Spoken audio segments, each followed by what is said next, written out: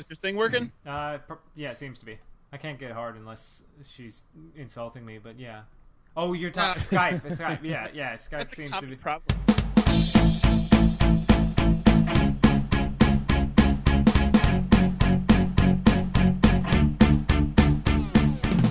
Hello, Internet. I'm Joe. I'm Eric.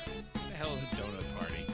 I have no idea, and you're listening to Just Cool Enough, and yeah. So I don't know how I'm running out of ideas and steam. So yeah, doing 2 shows in a row, that's hard work. Like I can do one show and be like, all right, we're good. But then coming up on the second show, you're like, oh my gosh, I gotta talk to these guys more. This is amazing. I don't know how I'm gonna keep this up. This kind of stamina. Yeah. And then yeah, it's tough. It's tough work, everyone. That's why you should donate to the show. JustCoolEnough.com/donate. Keep the show alive with your money. If we had enough money, we wouldn't have to have real jobs. We could just do this every day and make it our job. And And do a lot more of it. Yeah, and then it wouldn't have to be like 4-hour marathons every weekend.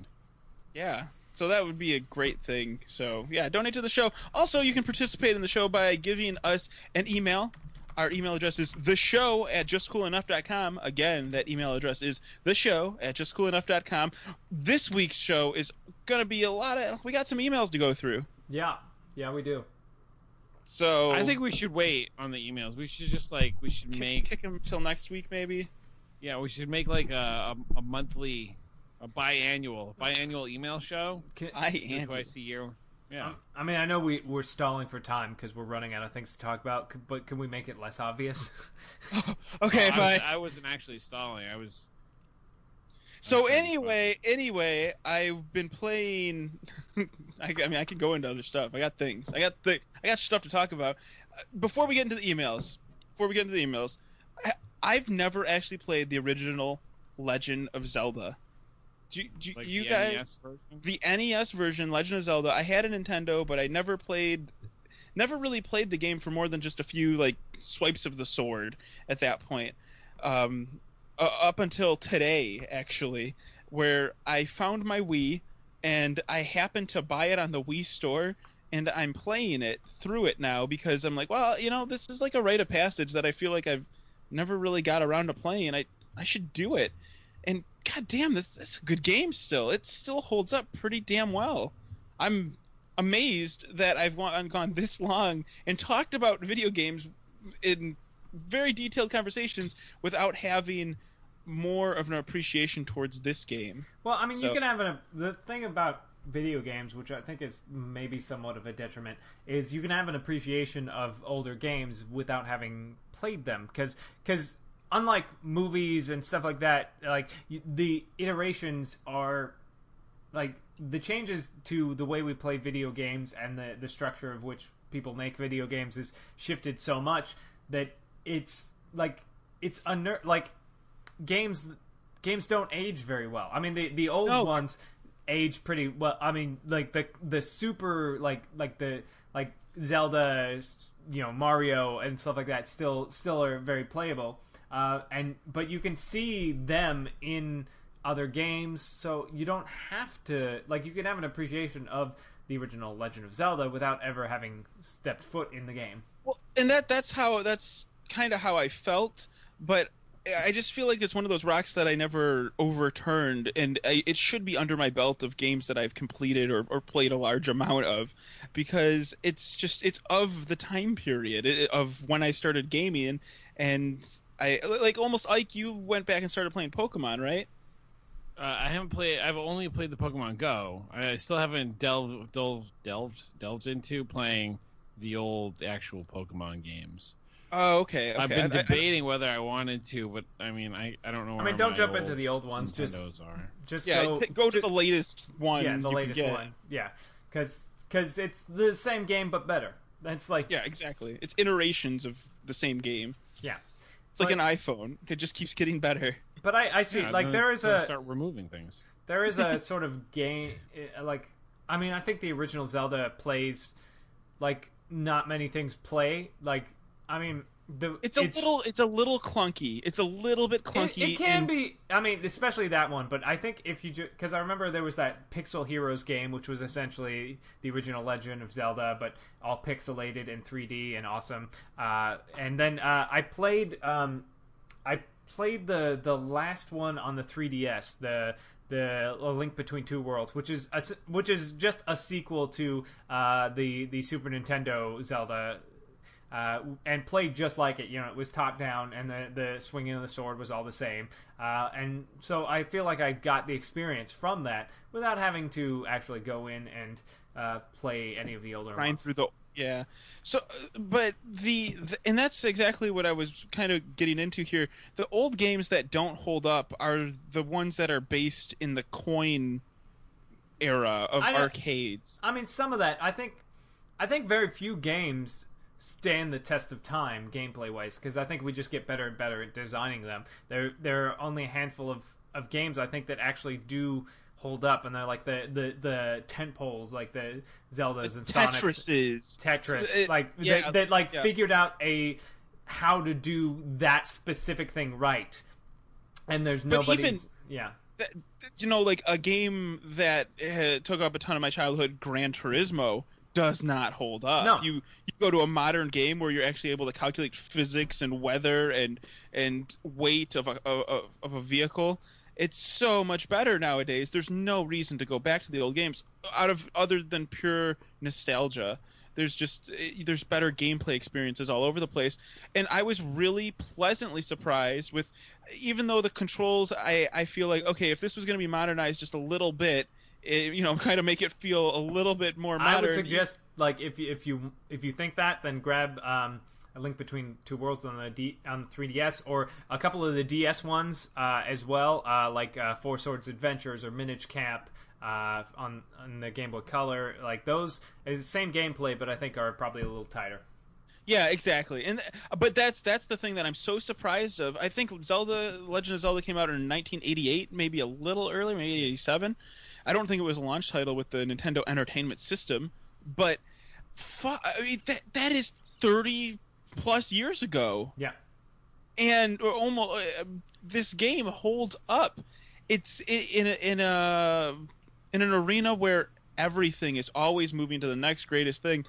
And I just was trying to think, what other games are there that you could think of that are still going to always be those tent poles? Mario. I mean, any of the 2D Marios, because they perfected the 2D platformer. Like, the way Mario moves across the screen, the speed at which he does, the distance he jumps, the timing of it, all of that, they perfected that, and that's why they've stuck with it. That's why every 2D Mario game feels the exact same way, because they know that's how it feels best. And anyone who tries, people try and emulate it, and a lot of times they get very close, or they just straight up copy it. But that's how running from left to right and jumping feels best. I feel like there's Castlevania, and also things like Ninja Gaiden.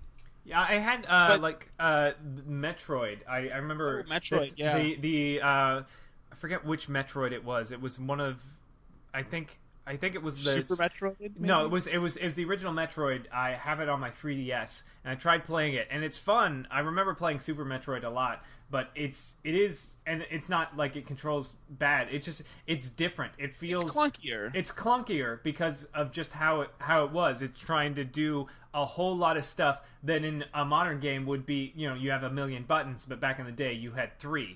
So A, B, select, start. Yeah. And the directional pad, of course. Yeah. It's just, and that's what I was sitting here marveling at, what they were able to accomplish with in the bound. Like, they're stuck in this small little 8-bit world, but they really created this universe, and it spiraled into so many other genres, things, and like you're saying, obviously Link and the whole Zelda series is a tentpole for Nintendo. Have you guys played, speaking of Nintendo, have you guys played the Flappy Birds Mario that's available on the iPhone?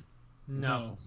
Oh man, I was really hoping one of you guys played it. I haven't played it either, so I just thought that was really funny that Miyamoto is out there on an Apple press launch and is just like, "Hey, check this out. We got Mario on Apple phones now." And I'm like, "Holy shit. Nintendo's finally doing it. They're finally out of their little Nintendo." Kind of. I mean, they did Pokemon Go, which was they're sticking their foot in. Pokemon Go, but no, Pokemon Go. It was mainly Niantic. Yeah, they made that, and the Pokemon Company. Which is not Nintendo. So, and so they're like, this can work. So they didn't put like Super Mario World on the iPhone. Like they released an iPhone game that is Mario themed, so it's Flappy Mario. Yeah, so it's not they're not giving up on that. They're just like, we'll throw this out there, make a little bit of money, but they still have all the money in the world. When you roll out Miyamoto, the legend, like the guy that he is so much of what Nintendo is, and you say, look, we're here with Apple. I feel like there's going to be more. There has to be more to that. That guy barely ever leaves Japan to go to anything. He doesn't design. I mean, he's basically been retired for years. He doesn't do anything. They're just like, he's like, free trip to fucking Silicon Valley or whatever. Yeah, it's like, yeah, sure, I'll go there, eat some free food. Trip to Cupertino. Why not? Yeah. Yeah, I don't know about that. I feel like he has enough money where he can go wherever the fuck he wants without free tripping it. Yeah, so, I mean, but it's like Nintendo was like just shopping him around, like, hey, look at this guy, he's here. Like, it's PR stuff. I'm not just because like they get a 60-year-old Asian man to stand on a stage and say Mario a couple of times doesn't mean that that the market is changing.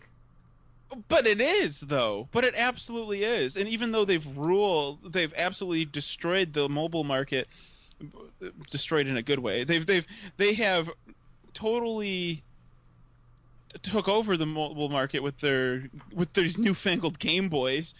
I don't think that's a thing. I think Nintendo has not taken over the mobile market. I think phones took an incredibly huge portion of their share of the mobile market, okay. but also like in a World of Warcraft type scenario, I think more people play mobile games that wouldn't, like, the people that play Angry Birds or Flappy Bird or all this shit on their phones all day every day aren't the kind of people that would have bought a 3DS anyways. I think the 3DS is not nearly as profitable and as popular as the DS was. Well, and that's what I'm saying. I'm saying, like, as far as a dedicated gaming experience, Nintendo wins. No, they don't. Dedicated gaming hardware device. That's what I'm saying. How do they win? What you keep saying that they're winning? They're not. They're losing the mobile market. When you compare it to like a Vita or something like that, I'm not saying that Nintendo is winning against phones. I'm just saying Nintendo is there and they are. Winning. They are the only dedicated handheld gaming device, which is a device that is no one wants to go at it because it's a device that's not worth it anymore. That's like saying I have the number but that's one. Exactly what I'm saying. I have the number one VCR repair shop in this town. That's exactly what I'm saying. This is a big change for them to bring out Miyamoto. Yeah. You're telling me my point is correct right now because you're saying that of course they are not. No, I'm telling you, I didn't understand your point because you never talk right, so I never understand what you're saying. Because you're like, Nintendo's winning it. I was like, what the fuck do you mean? They did it. They dominated everything. It's like, no, they didn't. No, I'm just an excellent presenter. I'm hooking you to hear the till the end. Yeah, that's it. You're having another stroke. I'm like 3 steps ahead of y'all. Not really. No, I think they're just doing this to me, but they don't like. Nintendo is.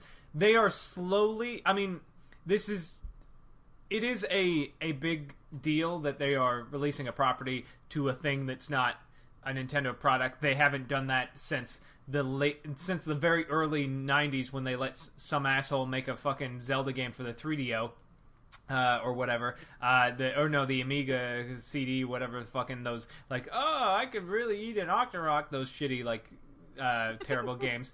They The cel-shaded Zelda games. No, not cell shaded. It was like a cartoon thing. It was like this whole thing, and like but Nintendo. Well, excuse me, princess. Yeah, that one. Yeah, Nintendo is very slow for progress. I mean, the Wii U is the first console they had that they even really thought about multiplayer as a thing. Like the Wii can do multiplayer, but it's always been garbage. The Wii U, they made an effort to make multiplayer, not a complete afterthought when designing their system. So, and this is 10 years after multiplayer on consoles has been a thing, so they are very slow moving when it comes to this stuff. So maybe we'll see, but it's hard to say. I mean, in 5 years, maybe they'll start to release more like actual games, but they are just so slow moving. They don't, because they are so massive,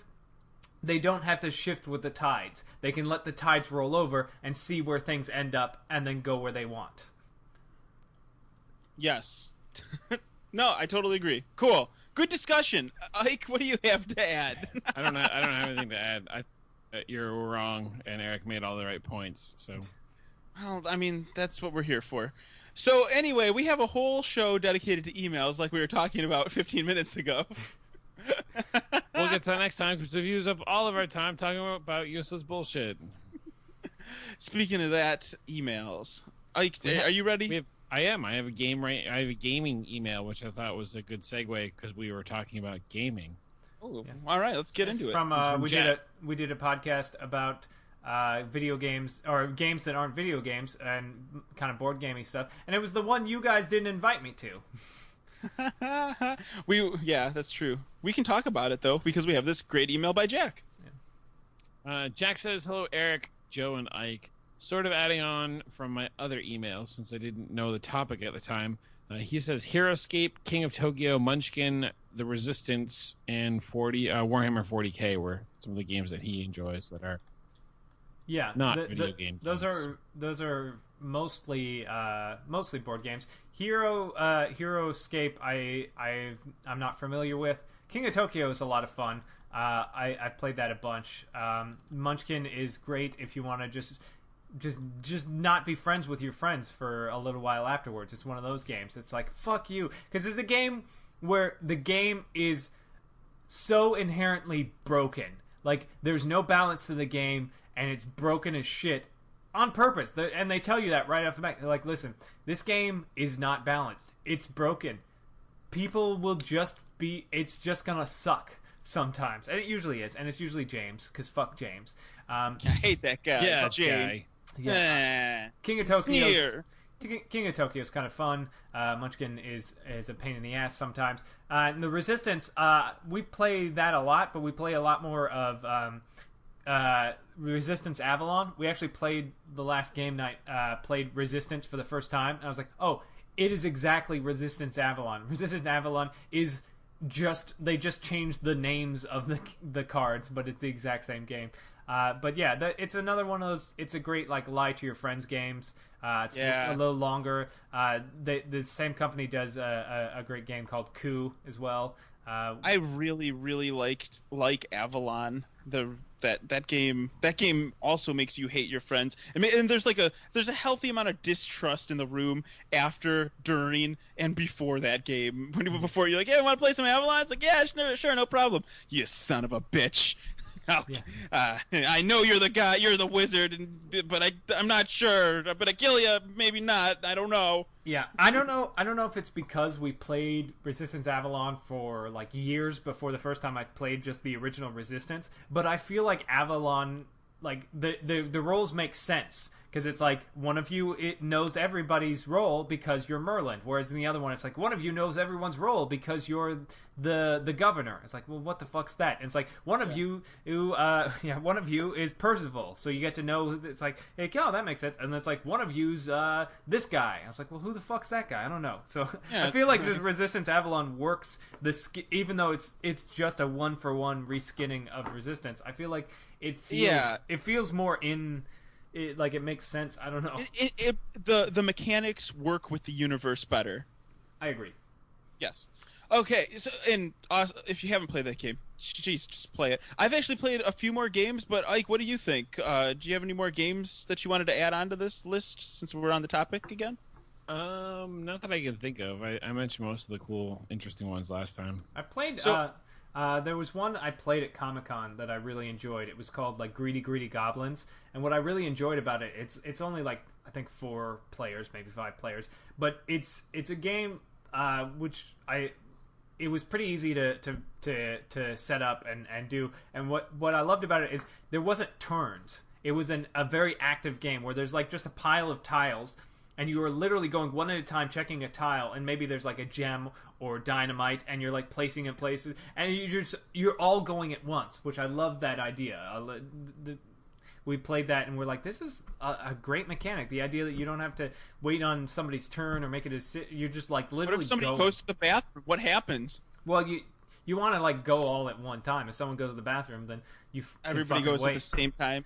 Yeah, but it was just a fun game. You know, it's like start, you do your thing. There's like a couple of phases, but like when it's time to actually play the game, it's like everyone going at once, which I love. I love that kind of stuff. That sounds great. I looked at Greedy Goblins just a second ago, and it sounds like an interesting mechanic. One of the games that I actually got to play, and Ike, I'm pretty sure you brought this up to me before, was Sushi Go. Oh yeah, I love that. I've heard of it, never played it. Oh man. Oh, maybe who else was on the? I don't remember who was on the show with us that time. I own Sushi Go, and I've played it with a lot of people. It's fun. It's just it's a very quick, fun card game that you play a couple of rounds. It doesn't take very long.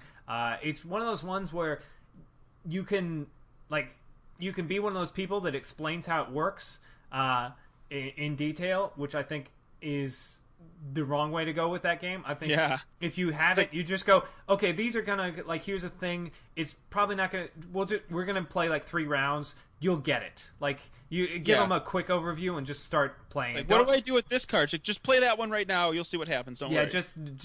Just tell them. Don't worry about it. Just fucking start. We'll give them a quick overview and start. That and like Love Letter are great. Like little very quick card games. I really like games that you can just those party games where it's not the Resistance Avalon's a little bit weighty. Yeah, it's but heavy. It's heavy. Yeah.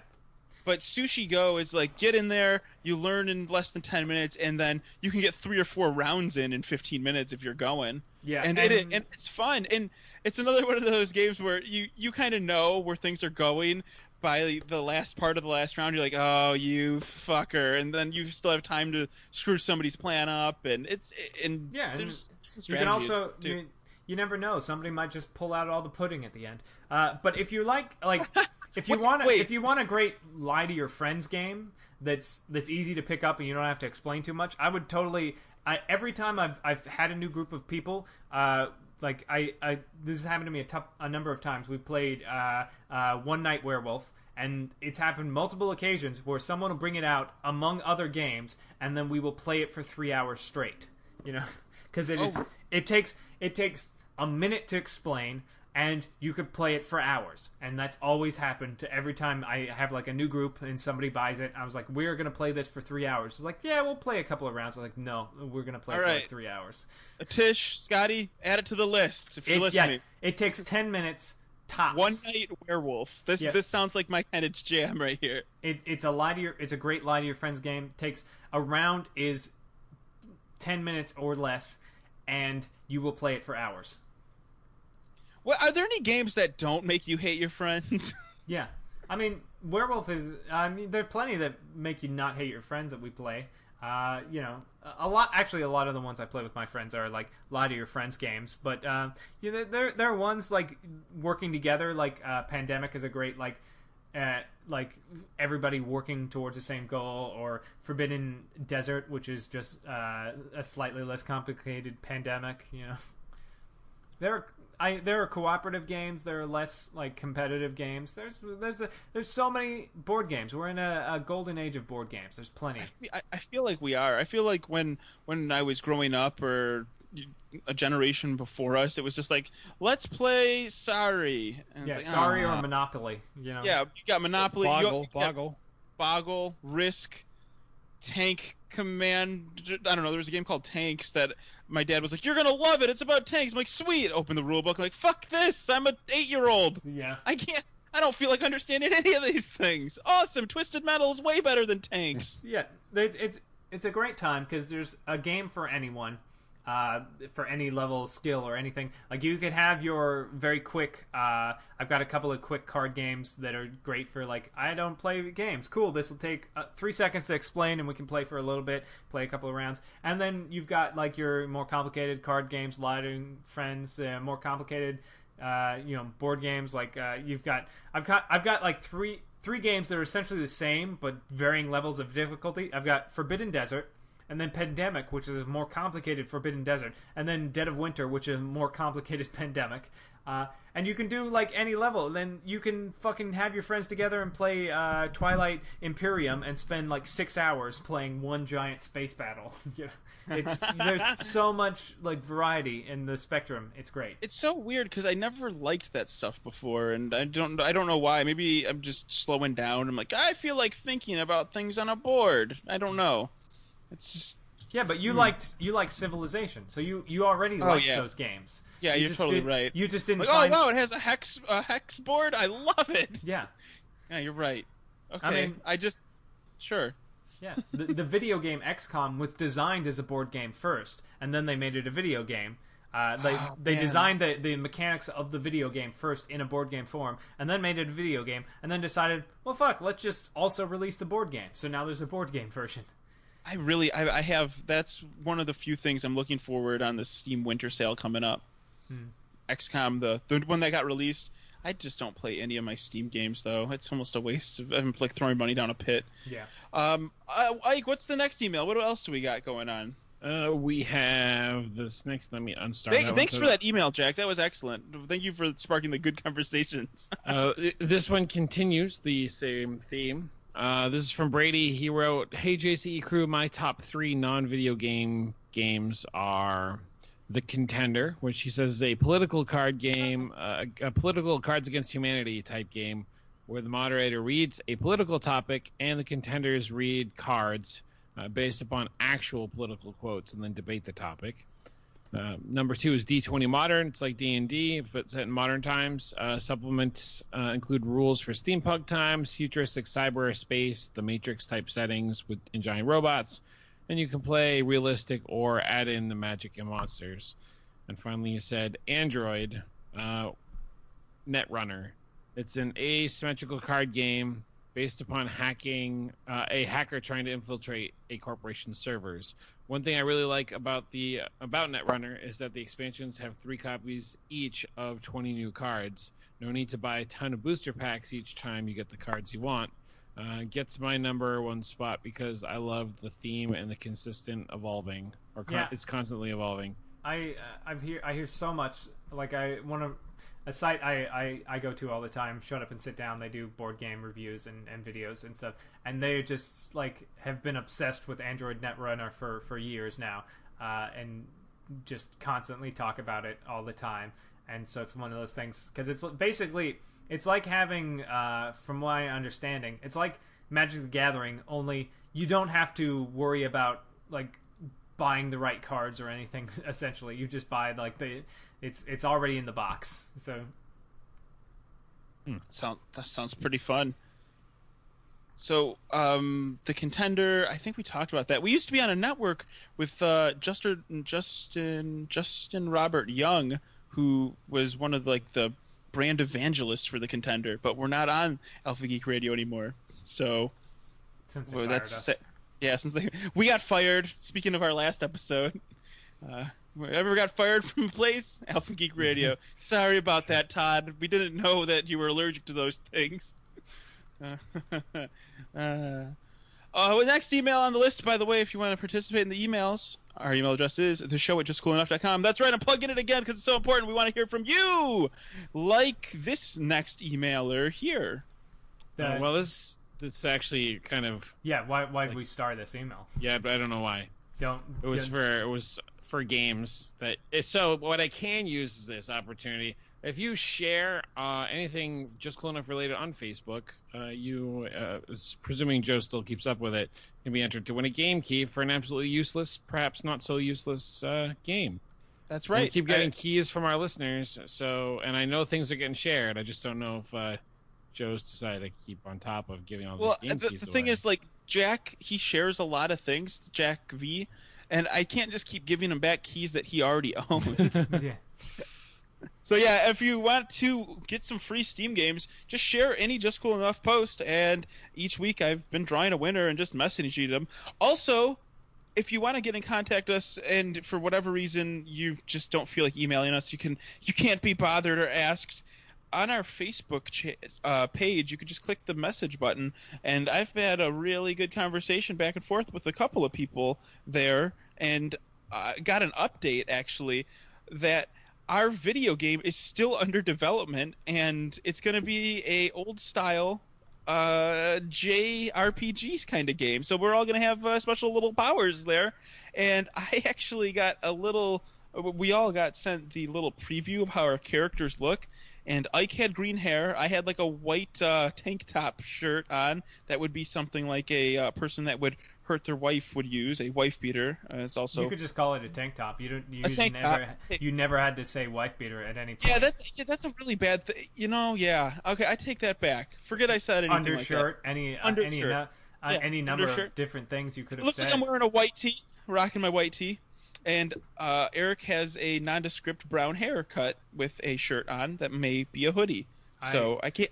I've not seen any of this. You said we got sent this, and then you lied because I've not seen any of these If you things. would just log into our Facebook, you would see these things. Well, because I.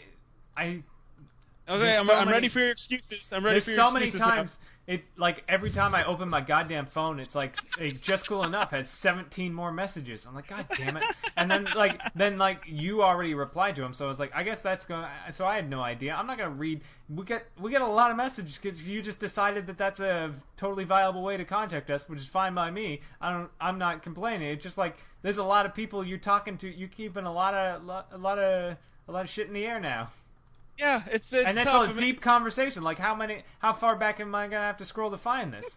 Who sent it? Like I will send it. I will send it to you. and I'm still waiting for information about this trip to Japan we're apparently taking in a month. And I haven't sent anything to you in the listeners' ears. That's it's been a full week as far as they're concerned. No, it was such a slagger here. I mean, we're still waiting on physics, baby. I'm just saying that's been a while coming. It's gonna happen. It's the next season of Stranger Things is gonna have Physics Baby in it. All right, now I can plug this Stranger Things. Just start randomly throwing out. There's Bill Nye the Science Guy because I just said that right now. My favorite. This guy I follow, Max Scoville. From the Comedy Button and IGN, used to do a YouTube show on his channel called Free iPad Miley Cyrus Nudes, and it was just because of it would hopefully get more hits because it had nothing to do with any of that stuff. It was mostly him in like his kitchen like doing stupid shit for like 30 seconds, but that was the name of his YouTube show. Okay, I got free iPad Matt Scoble. That's Miley Cyrus Nudes. Nude. I don't know if that's gonna be good because we might get blocked from more places. Yeah, please don't do that. Like we've already once before. I remember someone was like, I can't look at your thing on work because it's flagged as an adult site. Yeah, that happened. But we were raunchier back then. We were raunchier and worse at what we did. I've gotten multiple people since they're like, "Oh wow, Just Cool Enough, just going off air and stuff." Like, no, we're not going off air. We're not. Like, I don't know how people could misinterpret. I did a fireside chat. We put it in the RSS feed. Yeah, it's weird. It's weird. Like you did a video that was 45 minutes long. Where you rambled a bunch and eventually said that we're still doing it instead of just writing a quick post saying, "Hey, we're still doing a show." Like, well, he had to get his feels out by crying on the show too. By the way, that was Fireside Chat with Joe. I believe it was episode 340 something. Go check it out. Anyway, do we have more emails to talk about? We do. We have this one from Ben. Let me make sure that there's an attachment, so I want to make sure why it's starred. All right. Yeah, all right. Hey, lads, it's Benjamin from Facebook. I attached the show for you guys to listen to. You need to get it from Drive First, but yeah, he wanted us to check out his show, and he says that we have an amazing show, and he looks forward to this new format that's totally not working for us. And this was Benjamin over on Facebook. He actually did. I talked back and forth with him. He wrote a paper on us about Just Cool Enough and submitted it to his university, and hopefully he got a good grade on that. But he also did his own little show, not little show, but as an assignment, and he decided to send it to us because I asked him to. I was like, hey, send it. I want to listen to it. And he did a music show. We can't post it because there's just a bunch of copywritten music on it. But he did his own music show, kind of based Fuck the off. police. I don't want to mess with these guys, Eric. They're pretty serious. Well, I want to point out, because I know that we've been talking back and forth about to Ben about how awesome it was, but take a minute, instead of thanking him for this, which we already have done, take a moment to think about the fact that we've now made it to academia. Like we've now become like a subject of academia. So I think we're going places slowly. Insane. Slowly insane. Yeah, every week a little bit crazier. Well, next they're going to be talking about us in Congress. I'm just saying. Yeah, in congressional hearings about how they need to start regulating podcasts. I still call that a win. Tipper Gore is gonna it's gonna talk about us and how we're terrible, and then fucking. That's gonna be that Leo Laporte's gonna have to be there. He's gonna be the John Denver saying stop censoring podcasts. It was a whole thing. I'm referencing in the early '90s. Tipper Gore, the wife of Vice President of the United States Al Gore, decided that it was the government's interest to start censoring music because rock and roll is terrible. And this was the 90s when people were done. Like this was the 90s when no one gave a shit about like devil music anymore. But she went on this crusade, and it was like Twisted Sister, Kiss, all those bands that like aren't relevant anymore, or weren't even back then. But then like John Denver, who was like, everybody loves John Denver. He's a country singer. Was like, hey man, don't censor. And people are like, oh, John Denver doesn't want us to censor. So Leo Laporte will be the John Denver is what I was referencing. In case he is. I'm really glad you explained that because I was like, where is he going with this? Is this? I feel like after last week's whole Chester A. Arthur thing, I really have to explain where my mind is sometimes because it's all over the place. I was so happy that you gave me that modest history lesson there. That was impressive. He's my favorite president to reference because nobody knows about him, and the only reason why I knew he was a president was because Die Hard with a Vengeance. Oh my gosh! Really? Yeah, because that's the school that has the bomb in it. There's a whole point where like John McClane's in the tunnel and he's like, "Hey, who was the 21st president?" And he's like, "Chester A. Arthur," and that's like Chester A. Arthur High School, and that's where all the kids are with the bomb. Oh my gosh! Wow! You just spoiled that whole movie for me. Yeah. Whatever will I do? The whole thing is now ruined. Spoilers for every Die Hard ever. It's a big old terrorist attack that turns out just to be a bank robbery. It's all fine. It was the good ones. What about the Christmas one? That one, yeah, okay, yeah, we're good. The original Die Hard was what made it so great is like it was like we're terrorists, but it was just a bank heist that they were pretending to be terrorists. Second one was all right, but then Die Hard with a Vengeance, same deal. It's like we're terrorists, but it was just a bank heist, and a lot of people don't like Live Free or Die Hard. I still enjoy it, but it's the same thing. It's like the government screwed me. I'm gonna destroy the government, but it was just a bank heist. Wow. All right, I think we're kind of out of emails, right? Well, we had one more you starred, but yeah, it's not worth reading online. Yeah, we have a bunch that you keep starring that you like, but are not worth reading on the show because they're about things. I'm sorry, though. I'm Here's sorry the video, guys. Yeah, we'll read that one out on the show. Well, we'll have to look at that soon. Anyway, thanks for all the people that send in emails. If, like I said, the show at justcoolenough.com, that's the email address. What were we going to talk about on this show? Because we kind of used up a lot of the time here. It was the animals. That's what it was. guys. Yeah, what's your favorite animal? I'm just wondering, you know, this is kind of one of those nice, easy topics. There's a lot of animals out there in the world. I know one animal that Eric really doesn't like is You don't what know. are those things? Yeah, I know. I know that you don't like pandas very much. I don't dislike them. I just think that they're that we shouldn't work so hard to keep them They're alive. making a comeback. When they clearly don't want to exist anymore. I disagree. There's one panda who's now gone from the endangered list to the possibly, in peril list or whatever the hell the one right Wait. above it is. What are this? There's in danger, in peril? Like what? Yeah, there's different levels. But I mean, pandas are endangered not because people hunt pandas or because people are destroying the land. Pandas are endangered because they're shitty bears. They're just shitty bears that cannot survive in this world. Like they don't want to have sex and procreate. They can only eat bamboo, which grows in just the tiniest little areas, and it has no fat in it, so they can't like hibernate for winter. So they just have there's no calories in bamboo. They literally just have to spend every waking moment eating so much bamboo that they don't have time to have children. Like they're shitty animals that they're cute little animals, and I get why people like them. Some animals aren't meant to survive. What about like they're coming back slowly, but they are. So they clearly want to survive now. Because we've been forcing them for like 50 years to fuck each other. If these fat lazy bears don't want to fuck, then we shouldn't just let them be. If you look at the top of the World Wildlife Foundation, the WWF, not the World Wrestling Foundation, if you look at the top of the WWF website, you're gonna see John Cena. I don't know. No, just kidding.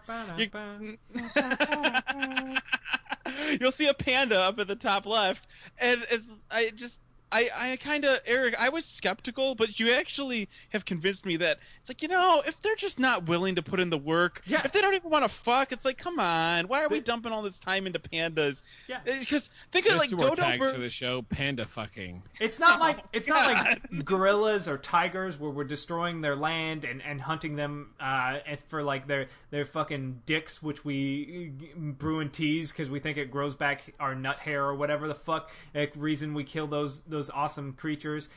They're dying out because they're just bad animals. They're just not worth saving. Nut hair. Yeah. Nut hair as a tag. Oh god. Okay, because there are plenty other the elephants, tigers, gorillas, chimpanzees, rhinos, plenty of other fantastic animals that eat and fuck like they're supposed to, and are dying out because we're murdering them all. This is like it's like they're in a bad relationship, right? Yeah. And they don't have sex, and it's like, why even stay together? They don't even have kids. It doesn't make sense. Like the dodo bird, that was extinct, maybe not in our lifetime, but it was close. It was in the 1900s. That bird was still around, and now it's extinct. Yeah. Because we overhunted it, but it was delicious. We should have kept that around and killed all the pandas, or let the pandas die. If they didn't want to be hunted to extinction, though, they shouldn't taste so good. I don't know if they were delicious or not, but I just think that like the dodo bird, it looks like it could be a pretty yummy animal. It's a shame we'll never get a chance to try it out. There's also the elephant bird that is extinct that looks like an ostrich. There's like those Tasmanian tiger things, which they think tigers. They might not be extinct. Yeah, they're like these weird like outback dogs in Tasmania, but they have like tiger stripes, and they're really fucking awesome. But we think they've been extinct, but people keep thinking they see them, so they might not be extinct. But they're probably like very few left. But like, there's. Save like white tigers were basically extinct. There were like a dozen left, and then Siegfried and Roy like made them all or slowly like trying to save them all and shit like that. Like there are plenty of animals worth saving. They just they fucking. I would say pandas are the make an effort. Are the fedoras my ladies my ladies of the wildlife. Like they're just these fat assholes sitting there in their fedoras like trolling women on the internet and not fucking like. They're just like, what? I make an effort. I exist. Why don't you fuck? Yeah. Why don't you fuck me? It's like, you gotta make an effort, man. I mean, I would say I don't want to say a good like half of all trolling on the internet is panda bears, but it wouldn't surprise me if I found out that a lot of 4chan users were just pandas who sat around all day eating bamboo, calling women horrible names on the internet. Bamboo is like the Animal Kingdom equivalent of processed foods. Yeah, bamboo is like the Monster Energy drink of like actually, you know, because it's terrible for you. It it slowly kills you the more you eat it. Yeah, it's like Your body- Doritos and Red Bull in plant form. You know, isn't it eucalyptus? Isn't that what they're eating though? No, that's koalas. They eat eucalyptus. Oh, and those, yeah, those are cute and those little guys, things. yeah, they're all right. they're all right. I mean, most of them have herpes, but that's their problem. But yeah, I get some people got hurt. Whatever. no, but man. at no point but they're not going because they eat eucalyptus leaves and they sleep like 20 hours a day, but they still find time to get a good fuck in. Like they're Cats not. do the same. Yeah, Yeah, right. yeah. I mean, no koalas be fucking. You know. You know what? I don't know if it's just me or what, but we were talking about my little bro group that we have. We were talking about, you know, like it's okay to eat fish, but people get kind of mad about eating animals, like mammals that are animals, and I think it's just because they're less relatable. Does that make sense? Also, most fish are terrifying. Yeah, fish are scary creatures. There's so many species and things that are in the ocean that we have no clue of what's going on, like a giant squid, a kraken, or whatever. Yeah, they're terrifying sea monsters. But also, it's not okay to eat fish because we're overfishing, which is and you know slowly killing off our fish population, which is why Japan's got such a fucking boner for killing whales and dolphins for meat now. Because we're running out of the fish we like tuna and all. But think of the Cove, Eric. Yeah, like that's scary. We're gonna go see that when we go to Japan. I mean, I saw the movie already. I don't feel like any.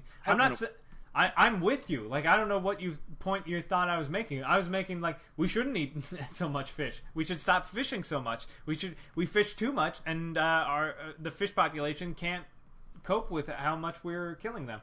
You know what's really funny? The killer whales, they do the same thing that we do to dolphins with like that movie The Cove where the fishermen lead all the dolphins into this cove and then disorient them by banging making noises and stuff and then just spear them. They can't leave the killer cove. whales. They grab their spears and they just start spearing them as well. It's horrible to watch. Yeah.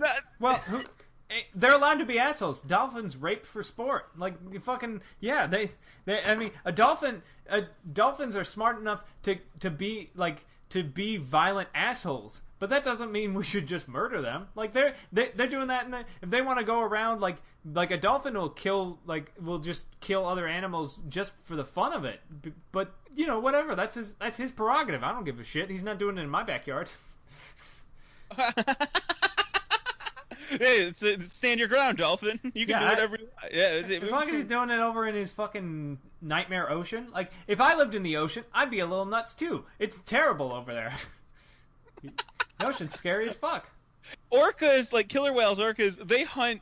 They do some crazy things hunting seals.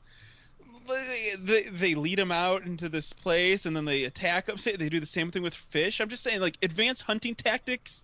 Killer whales are where it's at. I think they're cool animals. And Free Willy. You can't build a speedboat and dynamite. You got to come up with creative ways. You're right, exactly. You have to adapt over thousands and thousands of years to be a killing machine. Yeah. I just think that I'm with you though. Pandas just not my thing. Are there any animals? If they weren't cute, they would have gone extinct 100 years ago. But see how far looks can get you? Looks can get you off the endangered species list. Yeah. So there. What do you got for animals? Like you're an animal aficionado. You've had animals in your day. Are we going with the ones that I think should be wiped off the planet now? I feel like that's the direction of this conversation started going in. We're just talking about animals. Well, I mean, do you think are there ones? Are you just like naked mole rats are so gross looking? I wish they were all dead. Like what are you saying here? I think Well, Listen, I mean, I just want to clarify. I never said we should get rid of pandas. I'm just saying that pandas don't want to be around anymore. We Nature shouldn't should force do its them to. assisted suicide. Yeah, I'm just saying if pandas don't want to exist anymore, we shouldn't force them to exist. If it's not cute, I don't want it to leave. I don't want it to exist. Like star-nosed moles, those things need to go. Those are weird ass looking things. They look like a starfish coming out of their face and big huge claws. If I saw that thing, I would think it was an alien is invading our planet. Like, oh, the mole people are alive and they're attacking, and actually it's a real live mole. So like, you can The talk mole about people, they're. Oh, it's a mole. it's just a mole. It's just a really Not it's one of actually those- a person. It's And I know too much now. Now I'm like, oh, it's a star-nosed mole. It's really gross. Let's get away from it. Like, I don't care where you go with the conversation. Just talk about animals. I used to I had several guinea pigs growing up, and I've always really liked guinea pigs. And now that I've had a chance to have a rabbit, I've kind of shifted my tastes to enjoying rabbits as pets because they're kind of like a cross between a small mountain goat, a cat, and a guinea pig. Yeah, they're like And they fluffy and nice and not like shitty bastards like all guinea pigs are. Yeah, well, plus guinea pigs I feel like are just like they've like no personality. Like shit, I gotta hide. I'm Yeah, a prey animal and I have to hide all the time. And rabbits are also like I'm prey animal, but I can also be kind of like a cat, and like just chill out. And, like, Yeah, whereas guinea pigs, like, they fucking make noises all the goddamn time, they screech, and they bite the fuck out of you. Really? And I mean, like, rabbits will bite you if you're like all up in their shit. They're like, hey, get your hand out of my Yeah, but they're cage," or pretty whatever. chill most of the time. Yeah. I have And if no they make experience noises, with it's those. probably because there's something wrong. Like not like oh, emergency. It's like oh, I'm not feeling well. I'm making noises, so you realize that like this isn't normal. to signal to the communicate. predators. No, Like, no, they're pretty good about like signaling to at least if they're domesticated. Like my rabbit wasn't feeling good the other day. He doesn't usually make a whole lot of noise, and we've had a lot of trouble figuring out like what are his tells for knowing when he doesn't feel good.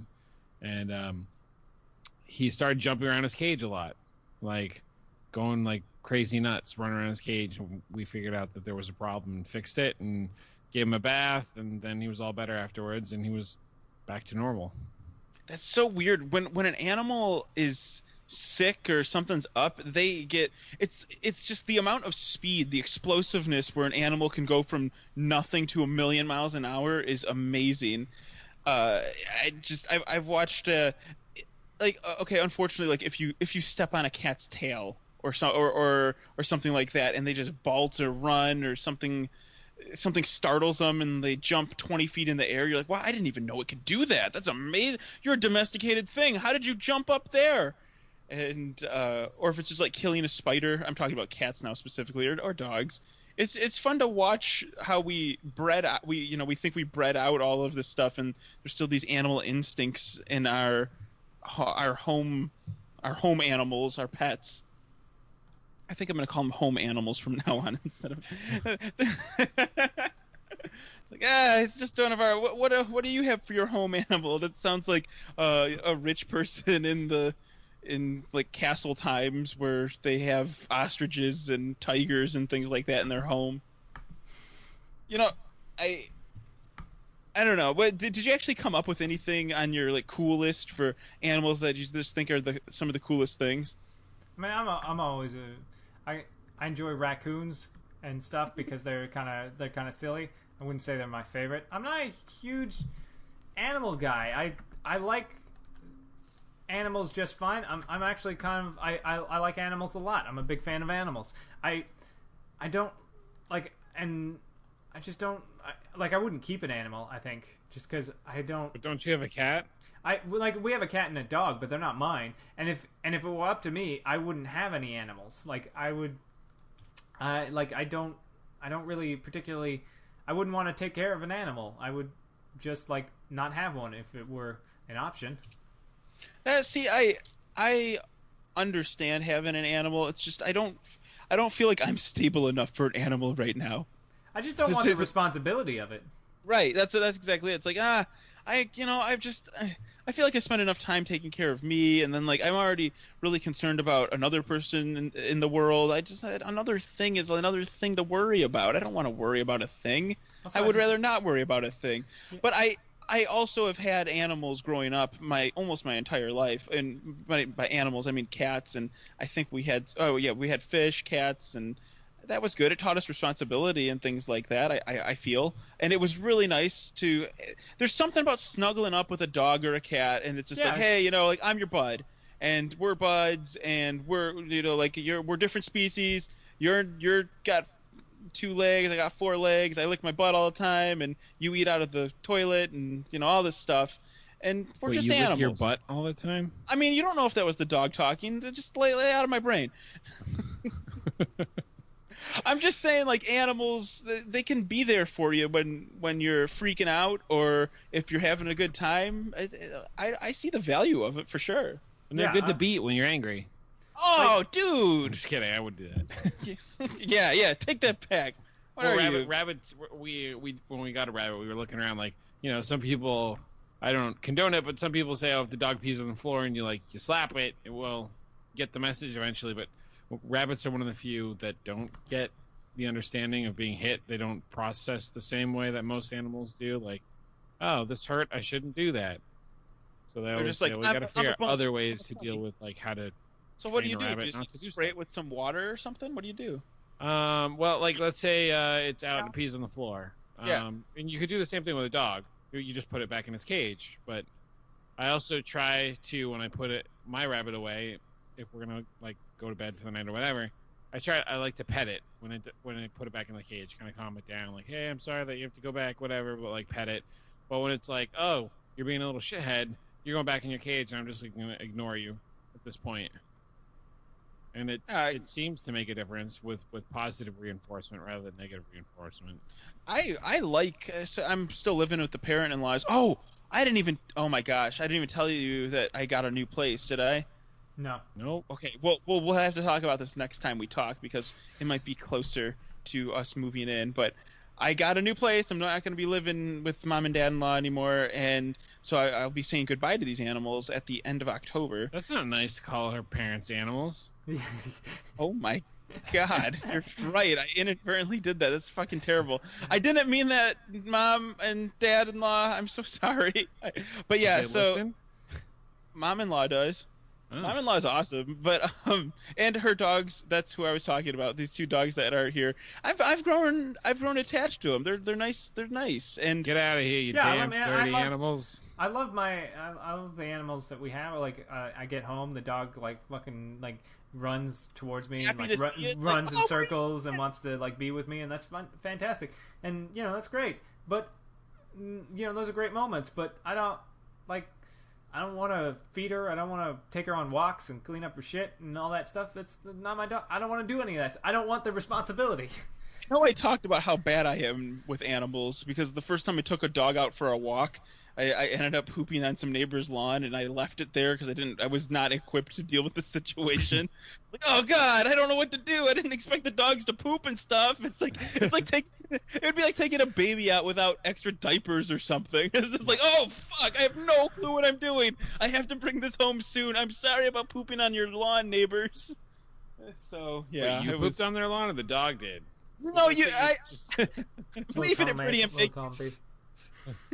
I'm making it ambiguous for it's the dog. I'm sorry that the dog pooped on your lawn. Yeah. It's like a human-looking poop dog. There, Joe.